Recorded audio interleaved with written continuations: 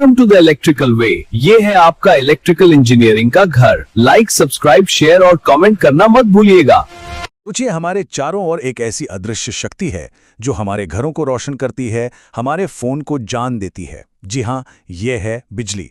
पर क्या ये जानते हैं कि इस शक्ति के भी दो रूप हैं, एसी और डीसी। और मजे की बात यह है कि इन दोनों के बीच एक जबरदस्त जंग हुई थी, एक ऐसी लड़ाई जिसने सचमुच हमारी आज की दुनिया की नींव रखी। तो चलिए आज इसी कहानी में उतरते हैं। तो चलिए समय में थोड़ा पीछे चलते हैं। बात है 19वीं सदी के आखिरी की।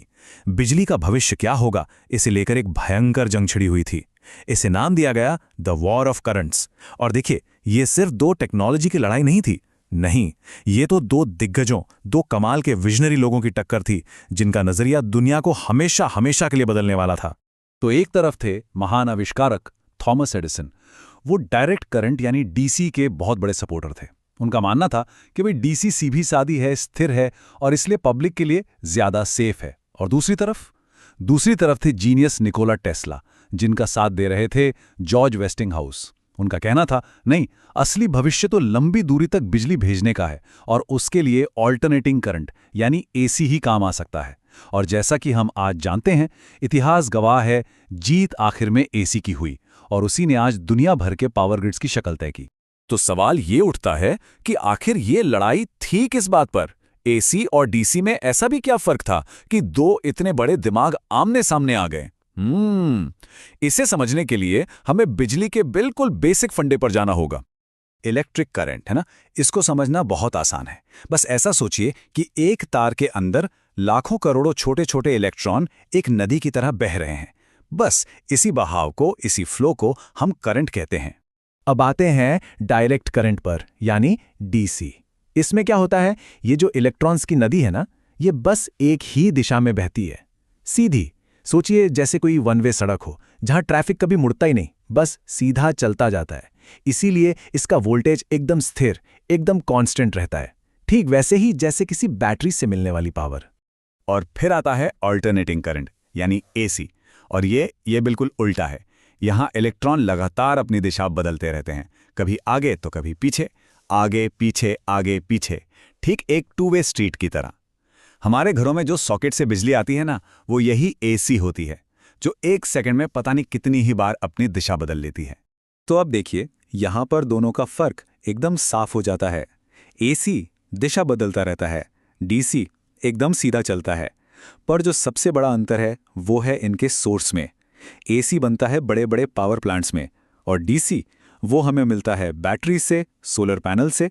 और यही वो बुनियादी फर्क था जो उस पूरी जंग की असली वजह बना। तो चलिए वापस उस ऐतिहासिक लड़ाई पर चलते हैं। आखिर एसी जीता तो जीता क्यों? इसका सबसे बड़ा और सीधा सा जवाब है ट्रांसमिशन, मतलब बिजली को एक जगह से दूसरी जगह भेजना। देखिए, एसी के पास एक ऐसा सीक्रेट वेपन था, एक ऐसा तुरुप का इक्का जो डीसी के पास था ही नहीं, और वो था ट्रांसफार्मर।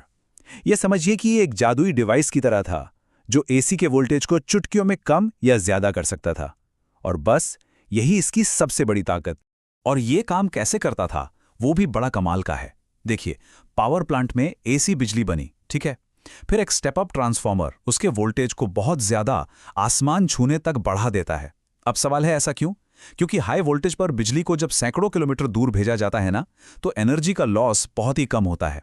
और फिर जब ये बिजली हमारे शहरों तक पहुंचती है, तो एक स्टेप डाउन ट्रांसफार्मर उसे वापस सेफ लेवल पर ले आता है ताकि हम उसे अपने घरों में इस्तेमाल कर सकें। कितना सिंपल और कितना जीनियस है ना? तो देखिए, बात एकदम साफ थी। एसी लंबी दूरी तक बिजली भेज सकता था, उसका वोल्टेज बदलना बच्चों का खेल था। और ये बड़ी बड़ी फैक्ट्री की मशीनों को भी चला सकता था। बस इन्हीं वजहों से इसने बाजी मार ली और देखते ही देखते पूरी दुनिया के पावर ग्रिड की बुनियाद बन गया। लेकिन कहानी यहां खत्म नहीं होती। वो जो पुरानी जंग थी वो अब खत्म हो चुकी है। आज के दौर में ये दोनों पुराने दुश्मन अब दुश्मन नहीं बल्कि पार्टनर बन गए हैं। जी हां, एक दूसरे के साथ मिलकर काम करते हैं। आज हम सब अपनी रोजमर्रा की जिंदगी में लगातार इन दोनों के बीच स्विच करते रहते हैं और हमें पता भी नहीं चलता। जैसे कि हमारे फोन का चार्जर, वो क्या करता है? वो दीवार से आने वाली एसी को डीसी में बदलता है, क्यों? क्योंकि फोन की बैटरी तो डीसी पर ही चार्ज होती है। और इसका ठीक उल्टा होता है सोलर पैनल के साथ। वहां से जो डीसी पावर मिलती है उसे एक इन्वर्टर एसी में बदल देता है ताकि हमारे घर के सारे अप्लायंसेस चल सकें। एक तरफ एसी उस विशाल ग्रिड को पावर देता है जो पूरे के पूरे शहर को रोशन करता है, तो दूसरी तरफ डीसी उसी शहर में हमारे हाथ में रखे फोन को जिंदा रखता है। एसी फैक्ट्रियों की भारी भरकम मशीनों को चलाता है और डीसी भविष्य की इलेक्ट्रिक कारों को सड़कों पर दौड़ाता है। तो भविष्य की तस्वीर आखिर है क्या?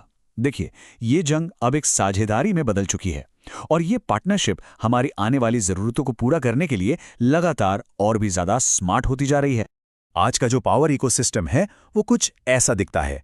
हाँ, ये सच है कि पावर ग्रिड पर आज भी एसी का ही राज है, लेकिन जरा ध्यान से देखिए, डीसी चुपचाप एक जबरदस्त वापसी कर रहा है। हमारे गैजेट्स, हमारी सोलर एनर्जी, इलेक्ट्रिक कारें और तो और इंटरनेट को चलाने वाले वो बड़े बड़े डेटा सेंटर्स, ये सब कुछ आज डीसी पर ही तो निर्भर हैं। तो हम वापस अपने उसी शुरुआती सवाल पर आते हैं कि धाराओं का वो युद्ध असल में जीता किसने? और इसका जवाब थोड़ा हैरान करने वाला है।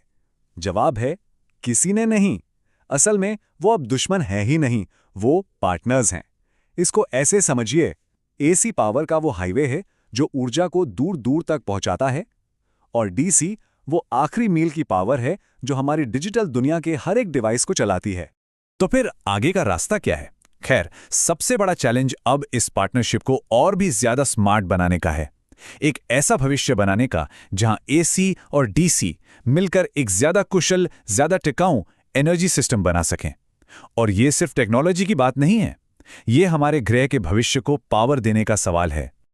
लाइक, सब्सक्राइब, शेयर और कमेंट करना ना भूलिए। Support the electrical way by liking, subscribing, sharing and commenting.